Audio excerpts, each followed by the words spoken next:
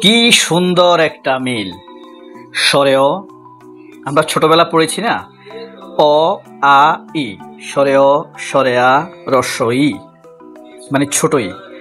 অতে ওয়াকার, আতে আগুন, ইতে ইউনুস, স্বরেয়তে ওয়াকার, স্বরেয়াতে আগুন, ইতে ইউনুস।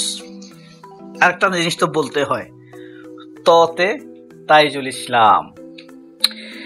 সপ্তাহখানেক আগে আন্তর্জাতিক অপরাধ ট্রাইব্যুনাল বা মানবতা বিরোধী অপরাধ আদালতের চিফ প্রসিকিউটর তাইজুল ইসলাম একটি কথা বলেছিলেন যে এই সপ্তাহের মধ্যে অনেক কিছু ঘটবে।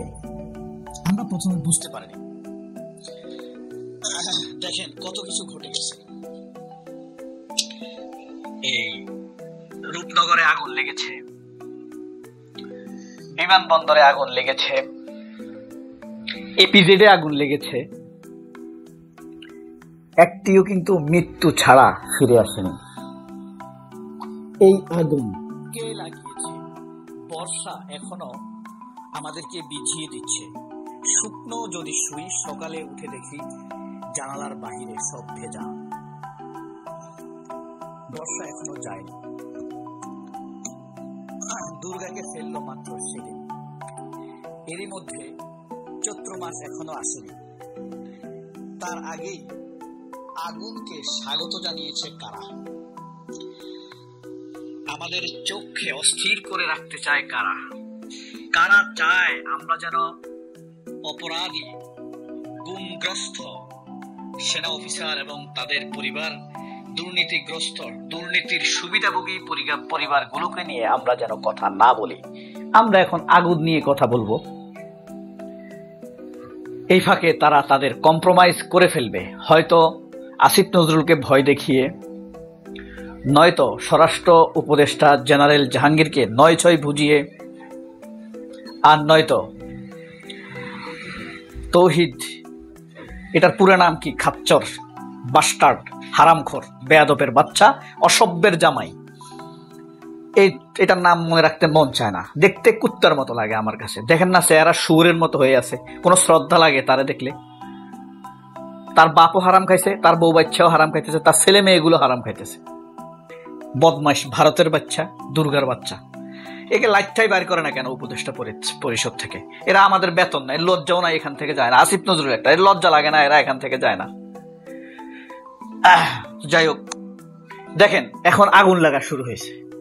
আর কি কি ঘটতে পারে? আমি তো রীতিমতো ভয় পাচ্ছি যে তাজুল ইসলামকে মেরে ফেলে কিনা।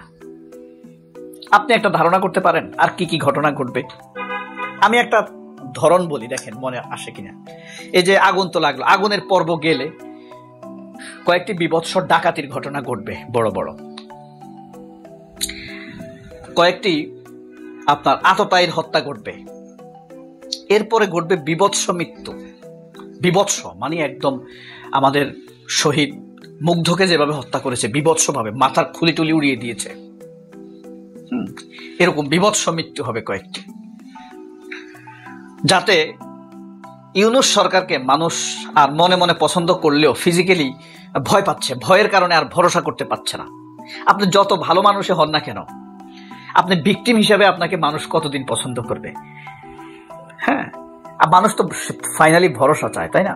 এই যে জামায়াতের কথা ধরেন, জামায়াতকে আপনি মানুষ অনেক পছন্দ করে এখন ভালোবাসায়, কিন্তু যখন দেখবে যে জামায়াত কেবলই ভিকটিম, এই ভালোবাসা শুধুই ভিকটিম হওয়ার কারণে, যখন দেখবে যে তাদের নির্ভরতা নাই, জামায়াত নিজেকেই নিজে প্রোটেকশন দিতে পারছে না, মানুষকে রক্ষা করতে পারছে না, দুই একটা আওয়ামী লীগকে তাও রক্ষা করতে পারতেছে হয়তো, বা এই নাবিল গ্রুপ টুপের মতো মানুষ ধরে নিবে, এগুলোকে টাকার কারণে ধরে নিছে। মানুষ যখন দেখবে যে আমার তো মনে হয় ভরসা নেই, জামায়াতের দুই একজন ওই যে বিভৎস মৃত্যু হবে, তখন দেখবে যে এই যে জামায়াতের লোকদেরকে মেরে ফেলছে, জামায়াত নিজেকে রক্ষা করতে পারছে না। যদি জামায়াত ক্ষমতায় আসার সম্ভাবনা থাকতো তাহলে কি আর এভাবে মারতো? অর্থাৎ জামায়াতকে সেনাবাহিনী ক্ষমতায় আসতে দিব না, এমন একটা ভয় আতঙ্ক ফ্রেম তৈরি করতে চাইতেছে সমাজে। সর্বশেষ অর্থাৎ আগুন লাগছে, আগুনের পরে আততায়ীর কিছু হত্যা হবে, গুপ্ত হত্যা হবে, এরপর আততায়ীর হত্যা হবে, এরপর জামায়াত এবং এনসিপির কিছু লোককে মেরে ফেলবে। তখন কি হবে? জামায়াতের সাথে সরকারের দূরত্ব তৈরি হবে, বিএনপির প্রতি অবিশ্বাস তৈরি হবে যে বিএনপি এরকম করছে কিনা, গুপ্ত হত্যাগুলো করছে কিনা। এনসিপি কে যারা ভালোবাসতো, সমর্থন করতো, তাদের ভিতরে আতঙ্ক ছুটে যাবে। নাও আগুন ইজ ওপেনিং, ফায়ার দিয়ে ওপেন করা হয়েছে বিভৎসতার প্রথম রূপ। মাইন্ডেড ওয়াকার এবং তার অপরাধী সঙ্গ নেতা ওয়াকারকে কখনোই বিশ্বাস করা যাবে না, কারণ ওয়াকার প্রমাণ করে অলরেডি দিয়েছে যে ইউনূস লোক ভালো না। এটা সাধারণ মানুষের কাছে পৌঁছতে খুব বেশি সময় লাগবে না। সেটা ওয়াকার সফল। গুরু কিন্তু বসে আছে চুপ করে চুপ্পু, আর বিএনপির অমোঘ আন্তরিক বোকামিপূর্ণ ভালোবাসাপূর্ণ সমর্থন ওয়াকারের প্রতি অবধারিত। কারণ ইতিমধ্যে রুমিন ফারহানা বলেছে বাংলাদেশের ভাগ্য যে ওয়াকারের মতো একজন সেনাপ্রধান পেয়েছে। আচ্ছা বলেন তো, রুমিন ফারহানার এরকম কথা জিয়াউর রহমান নিয়ে কখনো শুনেছেন? ওয়াকার নিয়ে যে উচ্ছ্বসিত প্রশংসা করেছে, এই ধরনের কোন প্রশংসা কথা জিয়াউর রহমানকে নিয়ে বলেছে খালেদা জিয়া কিংবা তারেক রহমান? তাহলে কি রুমিন ফারহানা এটা কেন বললেন? এটা বলছে এই কারণে, সব প্রার্থীর ব্যাপারেই সেনাবাহিনী একটা প্রেসক্রিপশন দিবে দলের প্রধানদেরকে, নেগেটিভ পজিটিভ।